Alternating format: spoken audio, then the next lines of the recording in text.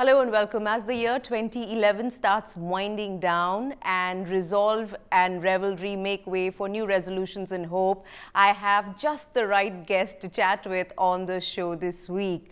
He's a man who's quite funny, he has a great sense of humor, and yet he can be very profound. He likes his creature comforts, yet he guides people towards spiritual solace. Please welcome the very popular life teacher, Sadhguru Jaggi Vasudev. I used the term life teacher to describe you because mystic, yogi, Sadhguru, guru, I got a bit confused. Are you okay with the label I've chosen? Life cannot be taught, it has to be just lived. It just has to be lived. So it's not a good title. It's not a good title. So which one would you prefer out of the various ones that are given to you? Sadhguru is fine because Sadhguru means an uneducated guru, which I look at and I am. So… When you do sessions like the one you've just done in Bombay, when you do these all over the world, when you look out at that sea of humanity, do you think they are looking for? And has that changed over the years? Is it different from time to time and place to place? Or are they seeking for something that's pretty much uniform? One significant change has happened, which I have observed 30 years ago when I started teaching. At least 70% of the people who came to us came because of physical ailments, they wanted relief. But today, if you look at the crowd, you will see just about maybe 10–12% of the people might have come for physical ailment, but still that's not the main reason that they're there. The remaining over 85%, an overwhelming 85%, has come because they want something new to happen in their life. They want to experience another dimension of life. That change is significant on the planet, that human beings are seeking human consciousness like never before. Why do you think that is the case? I think essentially because of enlargement of affluence to larger number of people. Only when people become reasonably affluent, they realize that it is not a solution. When they are poor, they really believed that if they get a few lakhs of rupees, everything is going to be okay. And then when they get that… When they get it, they realize that's not it. And they start looking which way. And whichever way they look, when it doesn't work, turning inward will be a natural solution. So always it is the well-to-do who looked inward. You will see if you look at the history of this nation, it is replete with many kings turning spiritual, because king means you thought everything would be solved for you, and you realize actually you're in the very core of problem when you become a king. It is not a solution. So when you don't find any solution around you, though you have achieved everything that everybody is dreaming of, that is when you naturally turn inward because you know the solution is not outside. And when you see these people, when they attend these group sessions that you conduct, do you think hope is what is guiding them, what is bringing them to you? What is the motivator besides this desire to, to explore beyond the physical and the now and the immediate? Is it hope that's driving them? It's not a question of hope, it is a question of a possibility. They see the possibility. And largely, Isha as a movement has spread only by word of mouth. First 20 years of my work, as a rule, I never appeared in front of television, never gave a press interview, never put up any banners or posters or anything.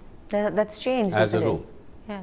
Why that was so is because for doing the spiritual process, just the word of mouth brought millions of people to us. We did not have to advertise. Even now it is true for us. But only about 11 years ago or 10 years ago, when we started the social projects, we started social outreach projects, large-scale projects in South India, then we needed support. So that's when I stepped out and appeared in the media and making all the noise that we are making today because of the social projects. For spiritual process, by word of mouth, it'll happen. Has that been for you personally something that is a chore, work that you need to do, it has got to be done? Do you enjoy it? How do you deal with the fact that you had to raise your public persona. You know, because people are coming to you now to comment on Anna Hazare's movement, people are coming to you to comment on how spiritual, you know, foundations should manage their money. So that's a different part of what you do, isn't it? How do you manage all this, and does it make you comfortable? I've made myself in such a way that I don't let myself be uncomfortable with anything. People praise me, people abuse me, I'm comfortable with both. Sometimes the situations are pleasant, sometimes the situations are unpleasant, I'm comfortable with both because I have not given this privilege to anybody that they can put me in discomfort. I have not given this privilege to anybody that they can make me frustrated or angry or miserable. I've kept these privileges for myself. But the higher public profile, the time you spend in, you know, answering my questions, for instance. Given the choice, maybe I would like to just sit with my eyes closed rather than doing all this. But it's needed, it doesn't take any toll on me. So, I'm on almost 20 hours a day, 7 days of the week, non-stop, on, everywhere. Some people think this is superhuman effort because I'm on in Mumbai for 4 days and when I leave all the volunteers collapse, I go to the next place and still the same thing for me. Okay, it's wherever I go, it's the same thing for me. So is this superhuman? It is not superhuman, it is very human. It is just that unfortunately, most of the humanity has not realized the immensity of being human. Most of the human beings have not realized that being human is super, there is no need to be superhuman. Being human itself is a super thing. Because there is no exploration of the human being. Our education systems are telling us how to learn about something else and something else and something else, largely oriented towards earning a living. Not about expanding who you are, not about exploring the nature of the human being. In this creation, upon this planet, this human being is the most sophisticated machine on this planet, if I can call you that. It is the most sophisticated life. In terms of complexity, in terms of possibility, both ways, it is the most sophisticated. Why is it that nobody is paying any attention to this human being? I'm not talking about the physiology or the psychology, I'm talking about the human being. We are too interested and absorbed in the gadgets that we created. An iPhone or an iPad is keeping people engaged, but why isn't the eye keeping you engaged? If you pay enough attention to this, you would realize the immensity of what it means to be human.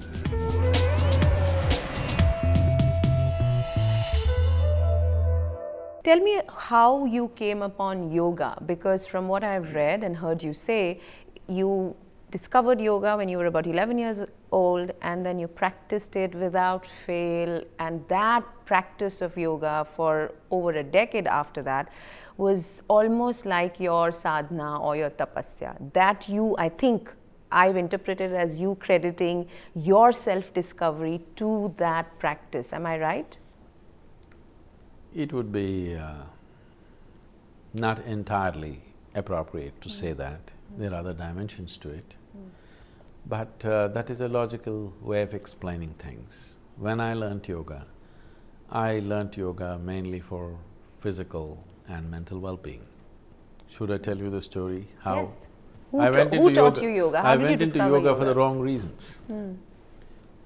I was… you know, every summer we all used to go to my grandparents' place, where it's a large place, and we are a whole bunch of over 35 people. And so one of the sport for the boys is, there is a well which is about 8 feet in diameter, 150 feet down. In summers the water is down almost 65, 70 feet. So one of the sport is to jump into this well and climb up. So you have to jump properly. If you don't go properly, your brains will become a smear on the wall. And to climb, there are no steps or staircase or anything. You have to hold the rock and climb. It's a tough thing to do.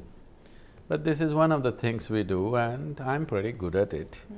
One day we're all doing this. Most boys don't dare to jump. So those who jump are, like that. And an old man, over 70 years of age, was watching us. Without a word, he went and jumped. I thought he's finished. But he came up quicker than me, and I didn't like it. So I asked him how. He said, come and do yoga. I followed him. So why I'm telling you this story is, even if you do yoga for wrong reasons, it still works. That is the nature of this existence. Even if you do the right things, even for the wrong reasons, still you get the right results. That's how compassionate creation is for you. So that's how you discovered yoga? That's how I first stepped into yogic practice. And then was my interpretation of what you said right? That it is that practice of yoga that has helped you on your personal path to discovery, self-discovery? For me, self-discovery was more a reminder. That's something I realized later. At that time, yes, what you're saying is right. I've heard you describe how you were in between two business meetings or two appointments, and you just sort of went off to the Chamundi Hills and you sort of sat there, and before you knew it, a lot of time, several hours had passed. I want to understand what that was. What happened to you that day? You've talked about it. Yes, I have. Am I tiring you now? No, I'm just saying how to minimize. When you abridge something, it could become meaningless, That's true. That's true. What happened to me means, till that moment… Till that moment you were a regular guy, you could have been me, you could have been I'm me. a regular guy. What makes you think I'm irregular? You didn't have followers there, you didn't have followers then, and you didn't have a way of looking at things which would help other people. Yes. So you could have been me. No, I was a man. I was a man and a young man. Now, what happened to me on that day was, whatever I was till that moment, it just evaporated on that day. It's very difficult to explain how. But everything that I knew as myself simply crumbled and disappeared in a matter of few weeks. Everything about me changed so dramatically.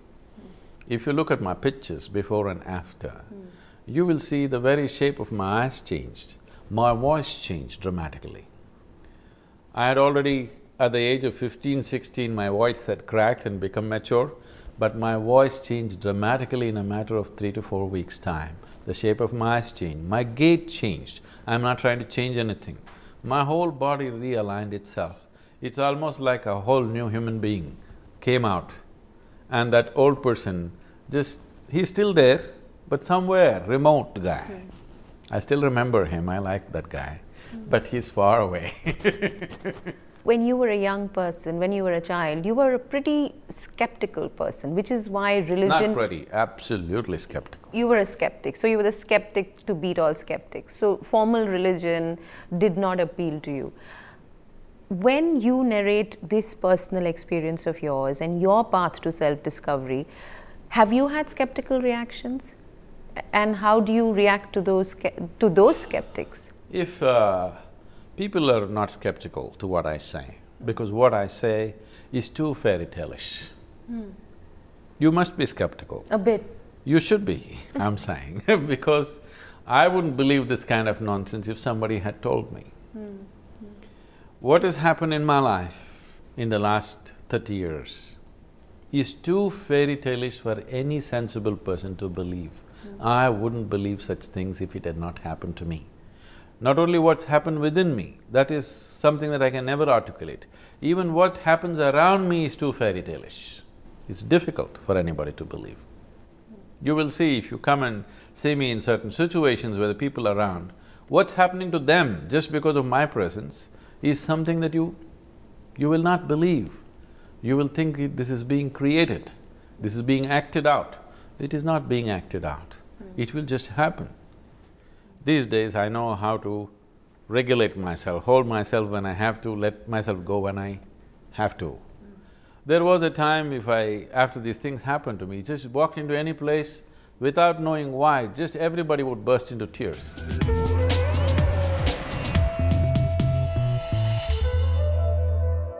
Today, how does your family see you? Because I believe you have a brother and a sister, you have a daughter.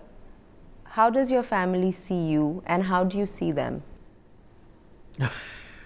I have a very large family, a few million strong. How does the conventional family, what regular people like me think of as family, see you and how do you see them? I see them as important people in my life who played a significant role in my life in so many ways, for whatever contributions they've made to me. But I'm not particularly entangled with the family business because the bond of spirit is much stronger than the bond of blood. So I am bound by spirit to millions of people. And blood, not because of blood, because at a certain stage in your life, they played a significant role in your life. So for that, they're important to me. But do you feel the same way about your daughter, who I believe is a young adult now? Yes. I have too many daughters and sons. So she's also one of them, but she thinks she's my boss, but Is she part of the foundation? Does she work with you? No, she's a Bharatanatyam dancer. She's performing for the last 1 year. And do I see pride in your eyes? Do I see pride in your eyes? I'm glad she's dancing, not just trying to earn a living. I'm glad she chose something like that, that she did not choose to do something just for the sake of earning a living. That's something that I always put into her, don't ever bother about earning a living. Because even a worm and an insect can do it. Do something that you really care to do, something that you think is valuable. That's what you must do in your life, otherwise it simply means that you don't value your life. So she went to this, she that, she thought she'll do this, she'll do that, then she invested herself in dance full-time. I took her off formal education after 10th standard. And she went into full-time dance for last 7 years or 8 years now. And now she's performing and she's very passionate about it and I'm glad she's doing that. I hate to bring this up, but I read it in my research where you're concerned, and that is that your late wife, there is this controversy about the way she died. Will you help me understand that a bit? There is no controversy, it is just a few tabloids picked it up and did some rubbish, because we know why they did it now.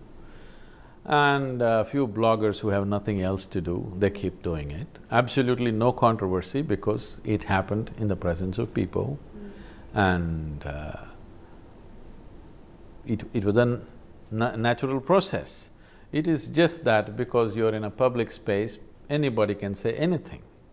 The law has not said anything, no legal entity has said anything. People who have nothing else to do, they keep commenting about it. She was like my shadow for 12 years. She lived as a part of my life in everything that I did. And this is a nation where there have been thousands of incidents where people have left their body consciously. It is the peak of yoga in many ways. So she announced that she will leave almost 9 months ahead of that time. And she even prepared my daughter, who was only 7 years of age. And many ways I tried to… because those 12 years we were traveling and traveling all the time together. So this was the time when we're just kind of beginning to settle down. I said, just now we're settling down, why now? So she said, right now everything within me and outside of me is perfect. This is the time I want to attain to this. And she started working towards it. I never thought she will make it so quickly. This is something everybody is working towards, that you must be able to conduct the most profound aspects of your life consciously, that includes your birth and your death. So that is not a simple factor, which unfortunately that profoundness in the society is gone. So all kinds of people who have nothing else to do, they're commenting about it. There's absolutely no controversy. There were hundreds of people, a few thousand people attended the funeral, everything was there. They're just commenting without any basis. If anything like that was there, you think all these young people would be around me, supporting and making things happen? When you say it's possible to prepare for death… I did not say death. What did you mean then? Is it true that you gathered this body slowly over a period of time? Yes? You gathered it. Some people gather this body consciously, lot of people gather it unconsciously. If you had gathered it consciously, it would also be possible for you to drop it consciously. If you gathered it unconsciously and lived unconsciously, such a thing would look like an impossible thing for you. But if you gathered it consciously and you conducted it consciously, you could also keep it aside consciously. So, this is the very essence of the yogic process, and it's always been there in our cultures. Paramahamsa Yogananda sat in front of 700 people, announced that I'm leaving my body now, and he left. So, what do you think? It's suicide? That's what you will be accused of. If you can't accuse someone of suicide, then you will say it must be murder, okay? So this is just very silly ways of profound aspects of life being looked at by very gross people, very cross explanations for very profound nature of human existence here. Do you think as a people, are we able to relate to these concepts that you've said we have instances of in history?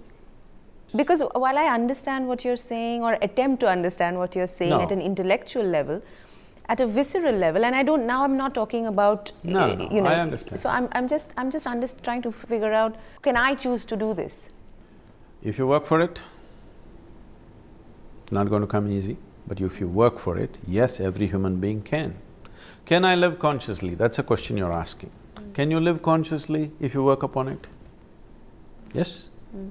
If you live consciously, is death also an inevitable part of your life? Shedding this body also is an inevitable part of your life or no? Yes or no?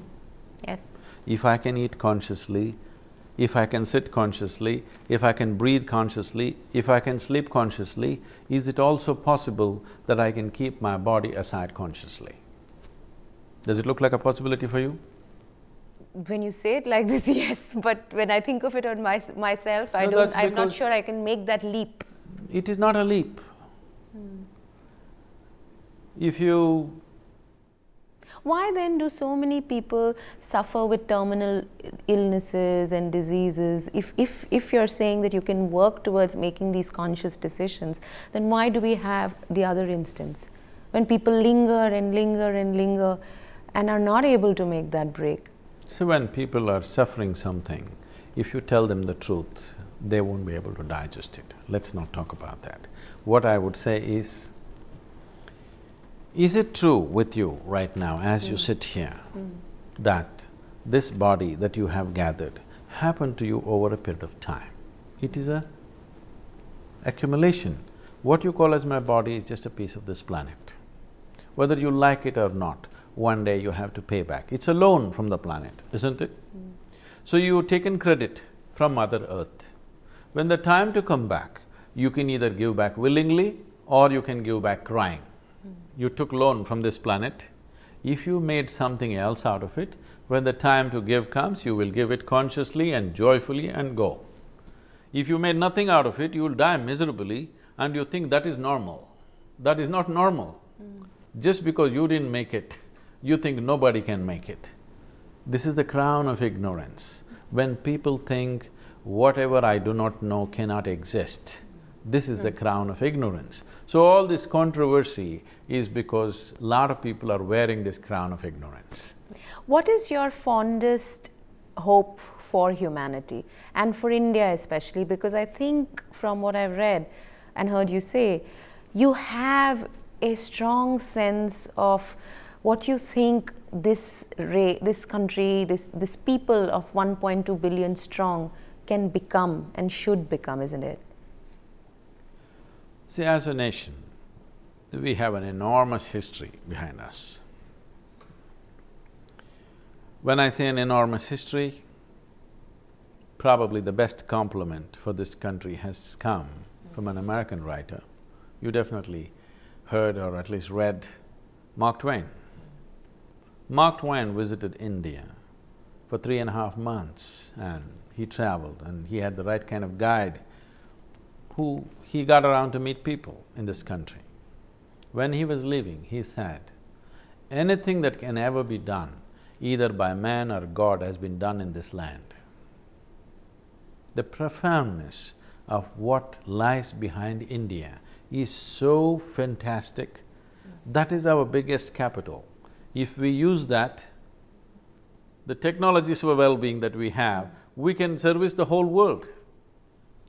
But all kind of charlatans are going and earning horrible whatever and coming back, that today a guru has become a bad word in the West. If we present this properly, the technologies of well-being that we have always known for generations, for thousands of years, no culture has looked at the mechanism of life with the level of profoundness that we have looked at. In India? Yes. This itself is a tremendous knowledge base. If we use this, just everything in life can be settled. For someone who I would presume or dare to assume is more liberated or is closer towards liberation than many others, are there any weaknesses or bonds that you are yet to get rid of? Speed. Your need for speed, is it? Yes. If you think it's a weakness, it's not a weakness. I think it's my strength. I can hold a vehicle at top speed, that's what gets me to places quickly. But people think it's a weakness. So speed, what else? Because that's ambivalent, because you don't even feel that that's a bad thing, so then we can't consider that. See, I made myself like this, that every aspect of my life is just conscious. I'm not saying it's right or wrong. Because it's conscious, I do only those things which I think is good. Otherwise I wouldn't do it. Somebody else may think it's not so good, but that's their opinion. I do only things that I think is good. I wouldn't do something if I think it's bad. It doesn't arise in my life. But it may be bad in somebody's eyes, that is up to them. Theory of relativity with a new spin, Jaggi Vasudev. It was lovely talking to you, and thank you very much for your time.